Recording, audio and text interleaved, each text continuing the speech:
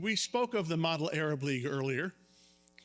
And so we have, out of all of those competitions that we have during the year at the many universities across the United States, to the regional competitions, culminating every year in the summer here in Washington, D.C. for the National Model Arab League competition, we have winners of these competitions.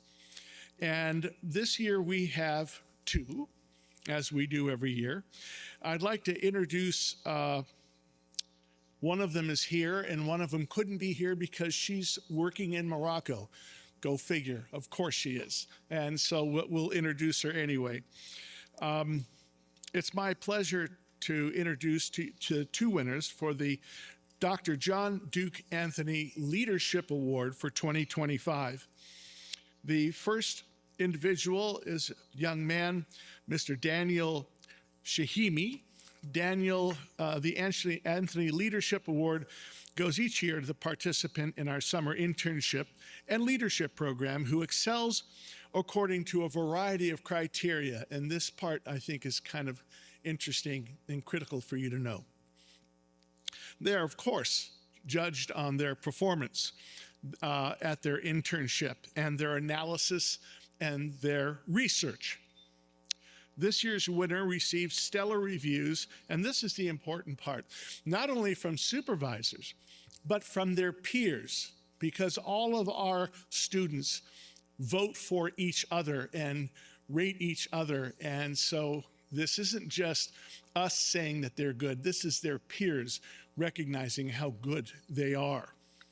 Mr. Chehimi is one of the winners, and he's with us today. He is a junior at Wesleyan University, where he is double majoring in economics and government with a concentration on international studies.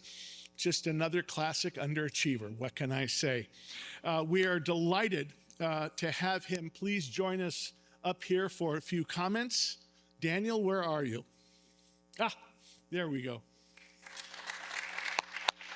Bravo. Well done. The room is yours.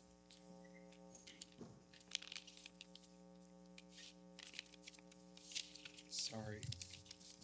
Thank you, Mr. Roosevelt, and good afternoon, everybody. It's truly wonderful to be back in DC, the city I got to call home for 2 months over the summer.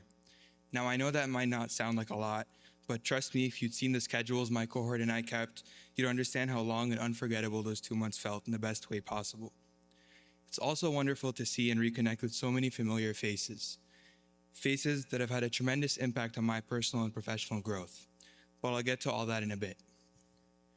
Let me first begin by expressing how honored I feel to be addressing you all here this afternoon. To stand here after receiving an award that bears the name and legacy of the National Council's founder, Dr. John Duke Anthony, is to feel the weight of both recognition and responsibility. Of course, that weight is rendered all the more acute when one situates this responsibility within the relentless turmoil inflicted upon the region over the past 2 years. While a bold U.S. brokered peace plan is currently being tested by the new administration, any optimism it inspires is tempered by the lingering memory of past opportunities once within reach. Opportunities that only dissipated before their promises could be fully and equitably realized. I reference this as part of my testimony because I deem it impossible to ignore the atmosphere into which I speak today. As most of us are aware, public sentiment across the Arab world is, perhaps now more than ever, one of skepticism and exhaustion. It's a skepticism born not only from the daily broadcast of humanitarian catastrophes, but also from what can be described as the growing tragedy of offensive power politics in the region itself.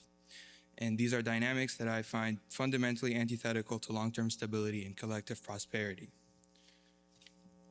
This is the landscape my generation inherits.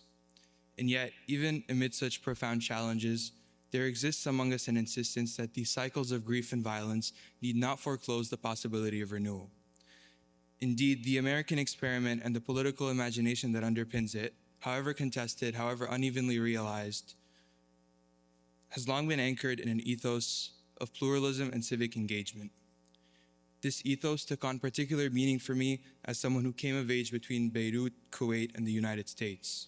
For straddling such distinct worlds impressed upon me that successful reciprocity demands both deliberate understanding and active engagement, and especially so at a time when political discourse absurdly rehearses a clash of civilizations and gaps in cultural understanding run rampant. That said, I'd count myself, together with the cohort of interns who joined me at the Council's internship program this past summer, among those who refused to accept inherited skepticism as destiny, nurturing instead the conviction that meaningful engagement is not only necessary for renewal, but more than attainable. And indeed, it was only through the Council that this very resolve found a tangible outlet. The summer program offered 8 weeks of intellectually rigorous immersion into the array of actors shaping U.S. Arab engagement and diplomacy. Site visits included think tanks such as the Arab Gulf States Institute, as well as embassies ranging from Saudi Arabia and Jordan to Algeria and Kuwait. We observed multilateral initiatives like the Arab League mission to Washington and examined the indispensable role of media at Al Jazeera's DC bureau. Similarly, we engaged directly with the U.S. foreign policy establishment, observing the bureaucratic decision-making processes of the executive branch, particularly as they pertain to the region. This included a visit to the State Department's Bureau of Near Eastern Affairs and a visit to the Pentagon, providing firsthand exposure to Department of Defense operations. On the legislative side, a visit to Representative Andre Carson's office offered insight into how Congress can mold U.S. engagement in the Arab world through its appropriations and oversight powers. The Council also organized bi-weekly seminars with both practitioners and academics whose expertise added depth to our understanding and illuminated the possible career paths available to us. And so I must add, if you took the time to generously share your experience and perspective with us this summer, I can't begin to express how truly grateful we are. As I stated earlier, you've left a tremendous impact that I'm sure even carried into the contents of my speech, and so for that, truly thank you. Topping all this off, each of us was matched with an organization ranging from NGOs to policy journals that aligned with our interests. I, for one, was placed with the Georgetown University Center for Contemporary Arab Studies, where I had the privilege of working under an incredible team and with a wonderful fellow intern. Essentially, such a remarkable internship structure allowed us to move beyond reading headlines to reflecting on the processes and actors directly shaping them behind the scenes. And so as the weight of the region's future increasingly falls to my generation, the significance of formative programs like the Council's internship become undeniable. Only by investing in young scholars do we cultivate the insight and commitment to responsibility necessary not only to confront inherited challenges, but to foster the renewal and collective prosperity that we all envision. That said, I'd like to extend my heartfelt gratitude to everyone at the Council who made this opportunity possible. Particular thank you to Mr. Delano Roosevelt, Mr. Pat Mancino, every staff and board member, and of course, Dr. John Duke Anthony, whose vision continues to inspire. A very, very warm and special thanks to Ms. Lainey Leslie, the student program coordinator, whose guidance, patience, and tireless dedication ensured a transformative summer. And finally, a sincere thank you to all who have supported and continue to support the National Council in its mission to mentor emerging leaders. I hope my words serve as testament to the difference you've made, not just for me, but for the generations of students who will follow. Thank you.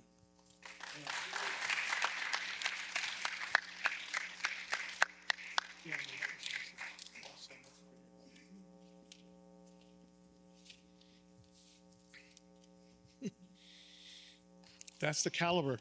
That's the caliber of what the student program for the National Council on U.S. Arab Relations achieves. We've been blessed. The other winner of this year's award, as I mentioned, she's busy working now in Morocco, Zenia Abdel Rahim. She's a senior at Texas State University, majoring in international relations. We hope that she'll join us next year to receive this acknowledgement, but she'll be getting her award in absentia.